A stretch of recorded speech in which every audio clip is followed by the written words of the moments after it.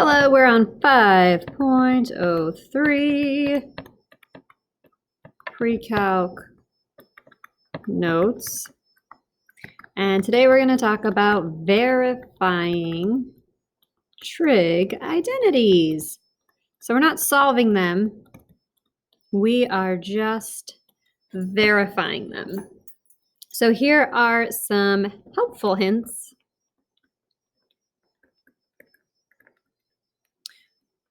when you're doing trig identities. So some things I want you to look for.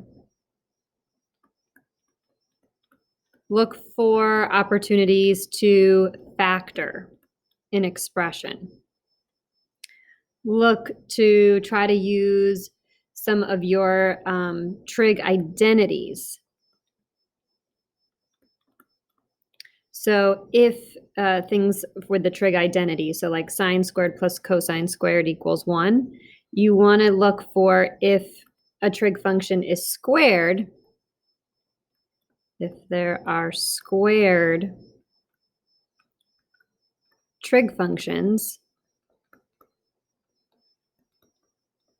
try the Pythagorean identities. Like I was just saying, the sine squared x plus cosine squared x equals 1, any of those three Pythagorean identities. If the functions are not squared, then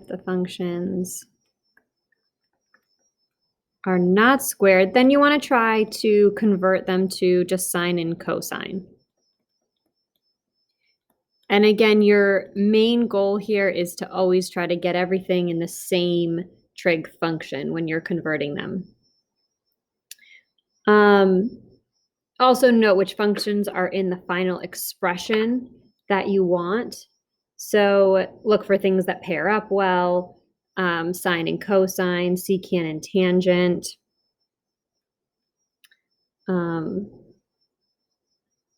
Note which functions are in the final expression that you want.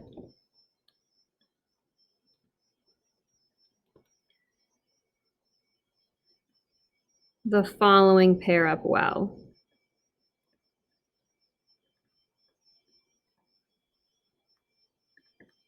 So sine and cosine, secant and tangent, or cosecant and cotangent. So looking at those along the lines of your Pythagorean identities. Always try something.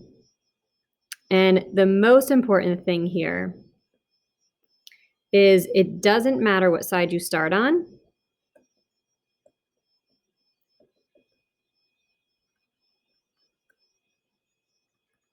Doesn't matter which side, so the left side or right side you start with, but you can't work on both sides at the same time. But you may not work on both sides, meaning you can't add or subtract or multiply things from one side to the other simultaneously.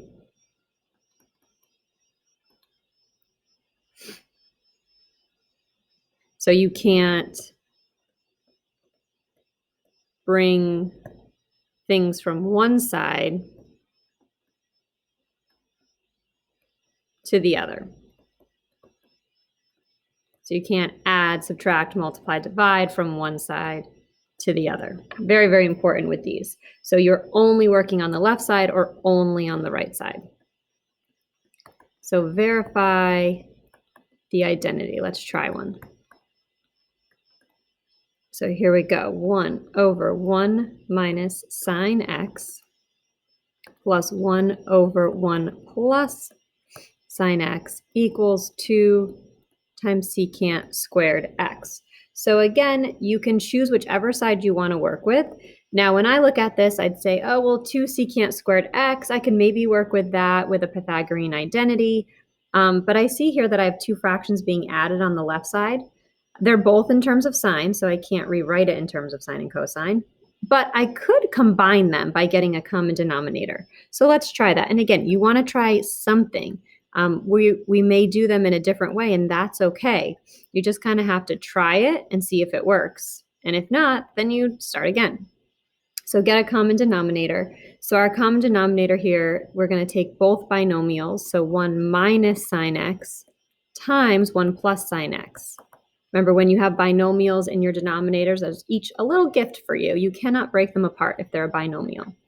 When we get a common denominator, we want to multiply by what we need over what we need. So this first one, we have 1 minus sine of x in the denominator. So I need a 1 plus sine of x. So I'm going to take the top and the bottom and multiply them by 1 plus sine of x.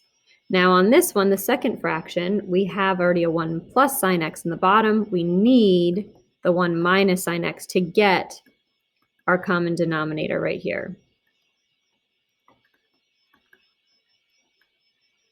Okay. And that's still all equal to 2 secant squared x, but I'm only looking at this left side right here. All right, so now in the numerator, I have 1 plus sine of x over 1 plus sine x times 1 minus sine x, plus over here, if I multiply 1 times 1 minus sine x, it just gives me 1 minus sine x times 1 plus sine x times the quantity 1 minus sine x. Now I have a common denominator, so I can add my numerators together and keep my denominator, just like when I add any fractions. So I'm going to have 1 plus sine x over 1 minus sine x on the bottom. And then if I add my numerators together, 1 plus 1 gives me 2, sine x minus sine x. Those are going to cancel out. All right, so now we are getting a little bit closer. We have it down to 1 fraction. But again, I want to get it to equal 2 secant squared x. So you have two options. You could stop here, and then you could work on the right side a little bit, or we could continue working on this left side. So I'm going to continue working on the left side because I see in my denominator now I could FOIL that out. So if I FOIL that out, I get 1 times 1 is 1 plus sine x minus sine x minus sine squared x. Again, we're trying to see if this is equal to 2 secant squared x. We're trying to verify this identity. When I FOIL that denominator, my signs will cancel out, and now I'm left with 2 over 1 minus sine squared x. All right, so 1 minus sine squared x, what could I do with that? Well, I have a squared function. And just like I said in the beginning here, anytime you have a squared trig function, try out your Pythagorean identity. Well, which of our 3 Pythagorean identities has a sine squared in it? That is cosine squared x plus sine squared x equals 1. So you have 2 different options here. You could make this look like 1 minus sine squared, or you could solve it for sine squared and substitute in 1 minus cosine squared. I think this one's a little bit easier to just subtract sine squared x from both sides. And we haven't really done it this way, so I think it's good for you to see both ways. So now I have 1 minus sine squared x on the right side. Well, that's exactly what I have in my denominator over here. So I can take out 1 minus sine squared x and replace it with cosine squared x, because those two are exactly the same. Again, the other way you could have done it is you could have solved for sine squared x, so gotten 1 minus cosine squared x, and subbed in that just in for your sine squared x. Just if you do it that way, remember to distribute your negative there. So now I have 2 over cosine squared x. Well, this is looking pretty good because over here I have 2 times secant squared x, and we know that cosine is the reciprocal of secant, or secant is the reciprocal of cosine. So now I need to work with one of those 2 sides. So you could try to do that on the left side and say, okay, well, 2 times 1 over cosine squared x and 1 over cosine squared x is secant squared x, or you could hop over here and say 2 times secant squared x is the same as 1 over cosine squared x. And then if I multiply across the top, I'd get 2 times 1 is 2, 1 times cosine squared x is cosine squared x. And now I have the exact same thing on both sides. Again, you could have continued on with the left side and said, I'll show you over here, 2 times 1 over cosine squared x, and 1 over cosine squared x is secant squared x. And then just bring down your 2. And then you wouldn't have had to do anything on the right-hand side.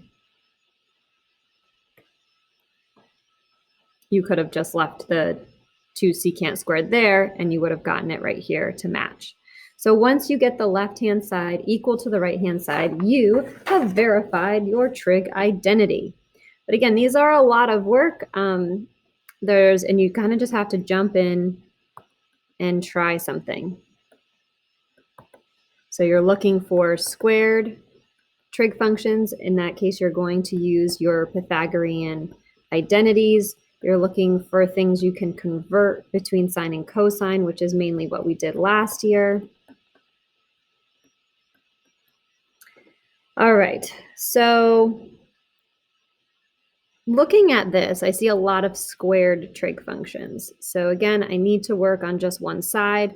I'm going to work on the left side because the right side, I only have tan squared, which I could rewrite as sine over cosine, and maybe we will later, but it looks like there's more I can work with on the left-hand side. So seeing all these trig functions squared, I'm just going to write out my Pythagorean identities to have them here, at least the two that have sine and cosine and tangent in them. So I know I'd have sine squared x plus cosine squared x equals 1. Now, if I want to get the one with tangent in it, I need a tangent, which is sine over cosine. So I could divide everything by cosine squared. Sine squared over cosine squared gives me tan squared. Or you have this memorized. Cosine squared over cosine squared is 1. And 1 over cosine squared would be secant squared. Okay, looking at these, how could I get tan squared x plus 1? Oh, well, wait a minute. That's tan squared x plus 1. They're the same thing. So I could replace that with secant squared x. All right, so now I have cosine squared x minus 1. What can I do with that? Well, from this one, I can get that to look like cosine squared x minus 1 if I subtract my 1 over. So if I subtract 1 over, that would give me a 0 over here. Then I could subtract sine squared over to the other side, which would give me cosine squared x minus 1 equals negative sine squared x. Notice in the last one we had 1 minus sine squared or 1 minus cosine squared. We just flipped it here. It's cosine squared minus 1, which means you would negate your sine squared.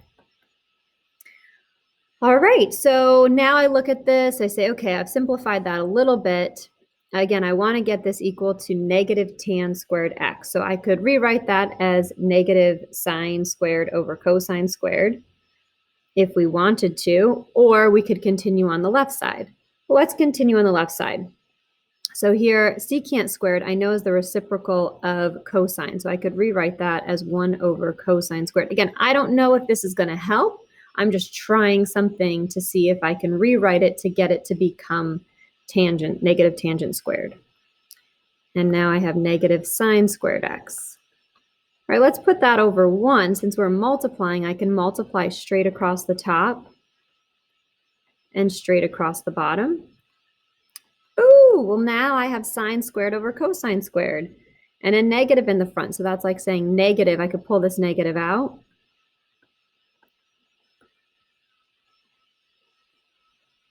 And sine squared over cosine squared is tangent squared, and bring down my negative. So now I have negative tan squared x equals negative tan squared x. Again, if you had, like right about here, if you had done the right side and rewrote that as negative sine squared over cosine squared, you could stop there, but you'd have to do the right-hand side. So there's more than one option for you to look at here. Let's try another one. Verify the identity. Tangent of x plus cotangent of x equals secant x times cosecant of x. All right, I would like you guys to try and pause the video, see how far you can get with this one. Again, things, I don't see any squareds here, so things you might want to look for is, can you rewrite anything in terms of sine and cosine? Choose one side to work with first and see how far you can get on that side. All right, so I would first start by trying to get everything in terms of sine and cosine. So I'm going to take tangent. And there's other ways of doing it too. If you had started by saying 1 tangent of x plus 1 over tan, then you could get a common denominator and add there and work from there. I'm going to start by doing sine of x over cosine of x. And then cotangent is my coco, so that's cosine of x on top. Cotangent has cosine on top over sine of x. Whenever I'm adding fractions, I want to try to combine them and get a common denominator. So my least common denominator here would just be cosine x, sine x. And when I'm adding expressions without an equal sign, I want to multiply by what it needs over what it needs. So my first fraction needs a sine of x. So I'm going to multiply by sine x over sine x. The second fraction needs a cosine of x. All right, so you don't want to cancel these out because then you just end up with sine over cosine, which is what you started with. So no canceling those signs out. Now we're going to multiply across the top to get sine squared x over sine x times cosine x. So we're just multiplying straight across the top, straight across the bottom. Okay, try on your own to multiply the next one, and then if you haven't done this one, then I want you to multiply that and try to combine them into one fraction and take this as far as you can go. All right, so you should have cosine squared x over sine x times cosine x. Now I have a common denominator.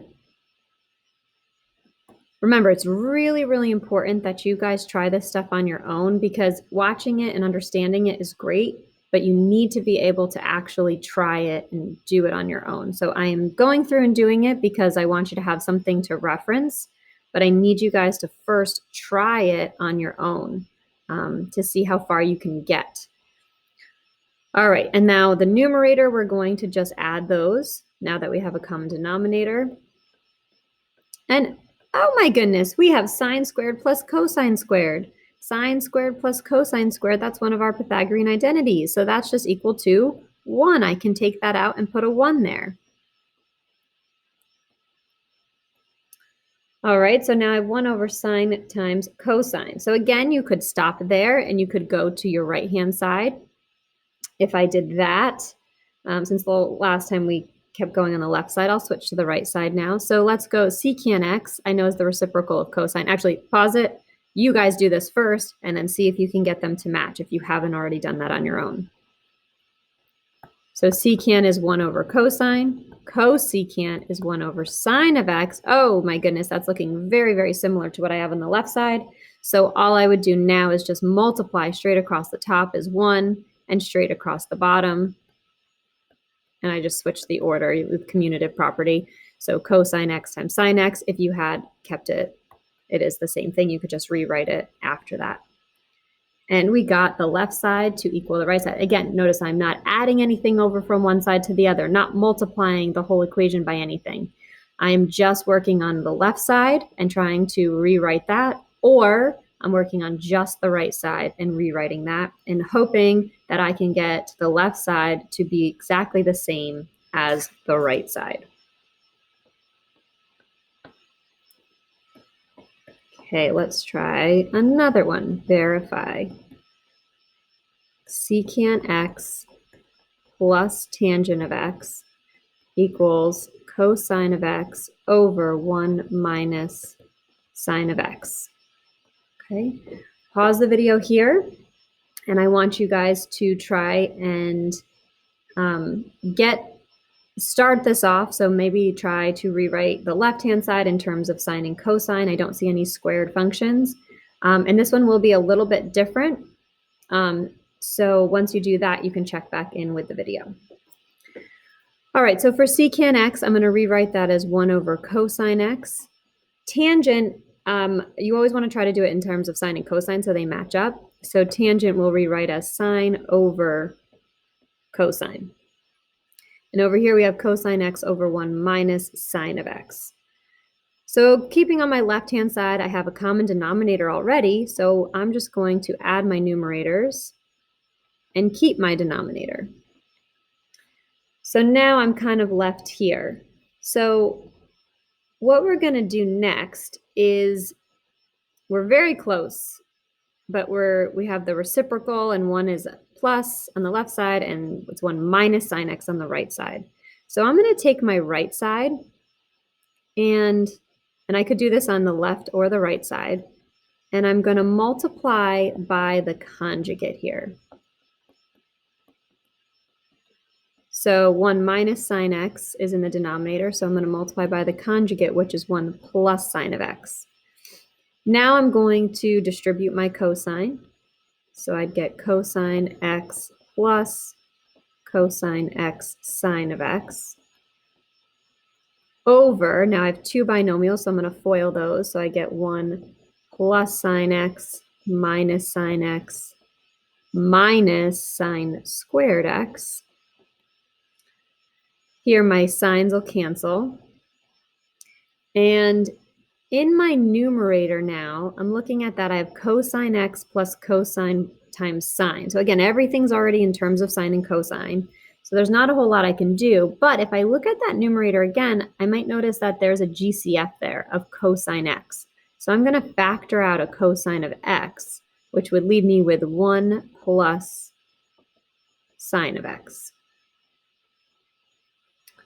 Now in the denominator, I'm left with 1 minus sine squared. And if you remember, it's come up a few times now. You have sine squared x plus cosine squared x equals 1. How could I make that look like 1 minus sine squared? Well, if I subtract sine squared from both sides,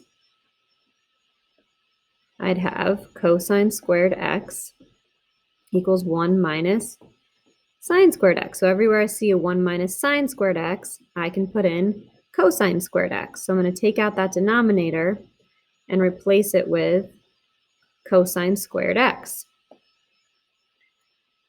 Now what can I do? Well, I see I have a cosine x in the numerator, cosine squared on the denominator. So I can reduce those. Cosine goes into itself once, and then I'd be left with just cosine to the first power in the denominator. So let's just rewrite that. So I have 1 plus sine of x over cosine of x. Oh, wait a minute. That is exactly what I had on the left side. So I got them to equal the same thing. Now, if you had taken it further, you could have separated this to be 1 over cosine plus sine over cosine, sine x over cosine x. And then you could have rewritten it as secant x plus tangent of x, which is what you had on the left side originally. So again, you don't need that part, but you could have done just the left side or just the right side. Here, you could also multiply by your conjugate of 1 minus sine x on the top and the bottom. So multiplying by the conjugate is just going to change it up a little bit so that we can look at it in a different way. And let's do one more. So verify the identity. So that tells us we are not adding, subtracting, multiplying, dividing from one side to the other. Equals 1 minus sine of x over sine of x. Okay, so here I would like you to pause the video and see what you can do. Again, think about what you have. Is there anything you can rewrite in terms of sine and cosine? Do you have any squared trig functions?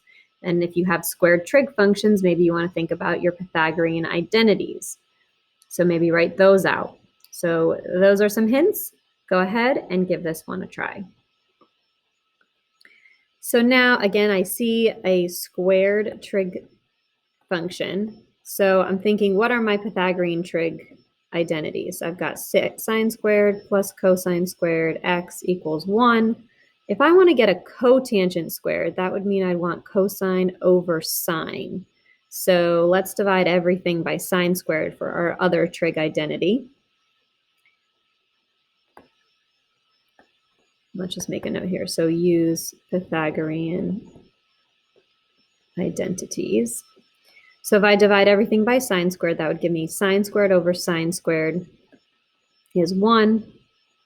Cosine over sine squared, that's my coco, so that's cotangent squared. And 1 over sine squared is cosecant squared. So now if I solve for cotangent squared x, I could just subtract my 1 over from both sides. So cotangent squared x equals cosecant squared x minus 1. So everywhere I see a cotangent squared, I can replace it with cosecant squared x minus 1. So let's try that. Doing lots of extra loops. Cosecant squared x minus 1 over 1, over 1 plus cosecant x. All right, so now I'm looking at this side, and I might notice here cosecant squared x. Well, that's a difference of two perfect squares. I could factor that as cosecant x plus 1 times cosecant x minus 1 over 1 plus cosecant x. Well, 1 plus cosecant x is the same thing as cosecant x plus 1. It's addition, so that's commutative. So I could cancel those two out, leaving me with cosecant x minus 1. So I'm still not quite at the right-hand side. So you have two options here again. You could start working on the right-hand side. Maybe you could split it as to 1 over sine of x minus sine x over sine of x. And that could be very promising. Or you could say here, you've got cosecant x is 1 over sine x minus 1. And let's start with that. Let's do 1 over sine of x minus 1. And then maybe let's go back over here, because when I said that, I think that was very similar to that. So I could split this into 1 over sine of x minus sine of x. And you can do that because it's not a binomial in the denominator, it's just a monomial. So now I have 1 over sine of x, and what's sine x divided by sine x? Well, that's just 1. And now I have the left-hand side equal to the right-hand side. So here we'd have, again, a lot of different ways that you can do this, of setting them up. You just need to start by trying something to see where that takes you. And then again, you can work on the left and the right sides, but you just can't add or subtract anything over from one side to the other. You have to keep them as each a separate side. All right, so again, give these a try. Really, really important that you try some of these on your own. So please make sure you practice them. If you have any questions at all, please let me know, and Pi out.